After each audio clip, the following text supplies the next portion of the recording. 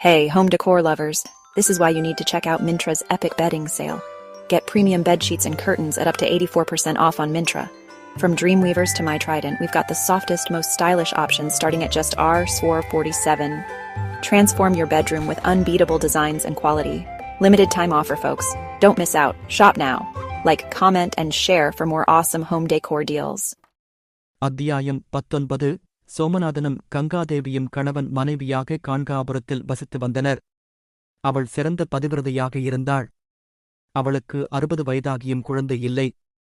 தினமும் ஸ்ரீ நரசிம்ம சரஸ்வதியை தரிசனம் செய்து ஆரத்தி கொடுத்து வீடு திரும்புவாள். ஒரு நாள் அவளை அழைத்து இப்படிச் சொன்னார். அம்மா, உனக்கு கண்டிப்பாக குழந்தை பிறக்கும். சங்கமத்தின் அருகில் உள்ள அரச மரத்தை பூஜி என்றார். சீகுருவின் வார்த்தைகளை ஏற்றுக்கொண்ட கங்காதேவி 1-2 நாட்கள் பூஜித்தாள். 3வது நாள் அவளுக்கு ஒரு கனவு வந்தது. பின்னர் சீகுருவை தரிசித்து அவருக்கு 7 பிரதட்சணைகள் செய்து நமஸ்கரித்தாள். ஆனந்தத்துடன் சீகுரு அவளுக்கு 2 பழங்களைக் கொடுத்து ஆசீர்வதித்தார். அவள் சத்ராமணர்களுக்கு திருப்தியாக உணவு அளித்து பல தானங்கள் செய்தாள். அவள் கர்ப்பம் தரிப்பதைக் கண்டு ஊர் மக்கள் அனைவரும் ஆச்சரியப்பட்டனர். விதிமுறைகளின்படி அவளுக்கு சீமந்தமும் நடந்தது. பின்னர் ஒரு சுப முகூர்த்தத்தில் பெண் குழந்தையைப் பெற்றாள். பிரசவ குளியலுக்குப் பிறகு குழந்தையை எடுத்து பாதங்களில் வைத்தனர். சீகுரு ஆசீர்வதித்தார். மீண்டும் ஸ்ரீ நரசிம்ம சரஸ்வதி கடாட்சத்தால் ஒரு ஆண் குழந்தையையும் பெற்றனர். கங்கா இப்படி ஸ்ரீ நரசிம்ம சரஸ்வதி கிருப கடாட்சத்தால் வயது முதிர்ந்த பிறகு 2 குழந்தைகளுடன் மகிழ்ச்சியாக சம்சாரத்தை நடத்தி வந்தாள். ஸ்ரீ நரசிம்ம சரஸ்வதியின் கருணை இவ்வளவு என்று விவரிக்க யாருக்கும் சக்தி போதாது. குஷ்டரோகத்தால் பாதிக்கப்பட்ட நரஹரி என்பவர் சீகுருவின் பாதங்களை பிடித்துக் கொண்டார். இதோ குழந்தாய், இந்தக் கொம்பை சங்கம இடத்தில் நட்டு அதற்கு 3 வேளை நீர் ஊற்றி வளர்த்து வா. இது துளிர்விட்டால் உன் நோய் குறையும் என்று ஆசீர்வதித்து ஒரு மேடிக் கொம்பை அவருக்குக் கொடுத்து அனுப்பினார். அது மகா பிரசாதம் என்று சீகுருவின் கடாட்சமாக நினைத்து சீகுரு சொன்னபடியே தீட்சையுடன் அதற்கு நீர் ஊற்றிக் கொண்டிருந்தார். இப்படி பல நாட்களாயிற்று.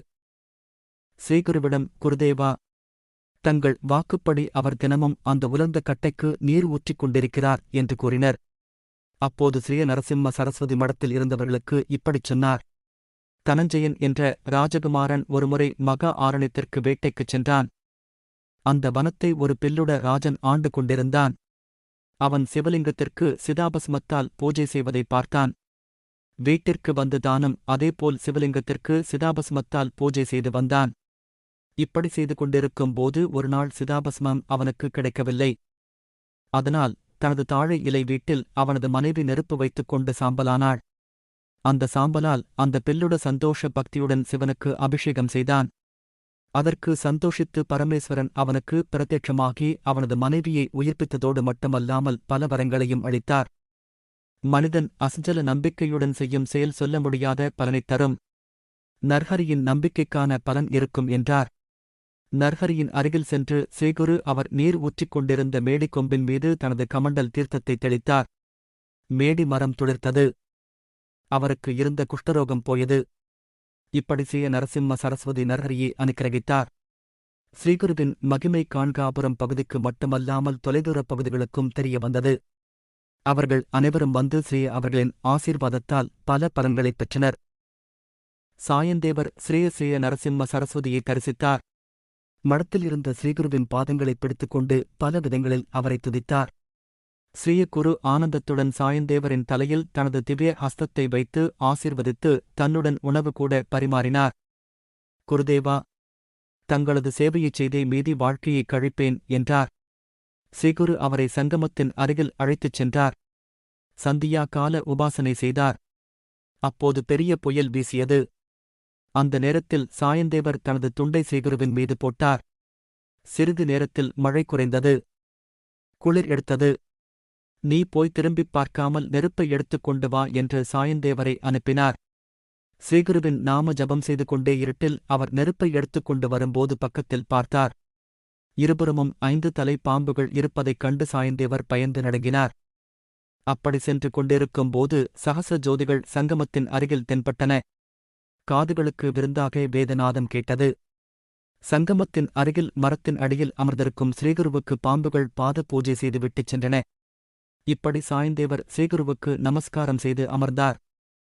பரமசிவன் குரு பூஜை செய்தவர்கள் எப்படி இருப்பார்கள் என்று பார்வதி அம்மனுக்கு தெரிவித்தார். I think I messed up. Or did I? If you're enjoying my videos, why not hit that subscribe button? Your support means the world to me and keeps the channel alive. It's easy, free, and helps me bring you even better content. So join our awesome community, comment, like, and share. Let's create something amazing together. Thanks in advance and see you in the next video.